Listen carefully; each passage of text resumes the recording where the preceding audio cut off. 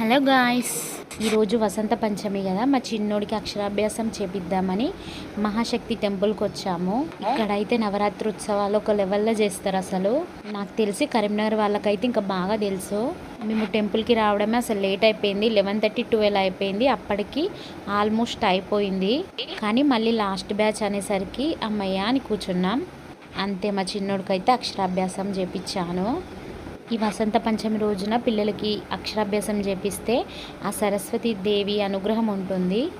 ఈ ఆలయంలో ముగ్గురు దేవతలు కొలువై ఉన్నారు. మహాదుర్గ, మహాసరస్వతి, మహాలక్ష్మి, ఇలా ముగ్గురు దేవతలు ఉన్నారు కాబట్టి ఈ ఆలయానికి మహాశక్తి ఆలయం అని పేరు వచ్చింది. ఇక్కడ నవరాత్రులప్పుడు దాండియా అసలు సూపర్ ఆడతారు. అసలు జనాలు కూడా ఇసుక పోస్తే రాలినంత జనాలు మొత్తం నిండిపోతారు. ఐ హోప్ మీకు వీడియో నచ్చింది అనుకుంటాను. ప్లీజ్ నా వీడియో నచ్చితే ఒక లైక్ చేసి సబ్స్క్రైబ్ చేసుకోండి. Thank you.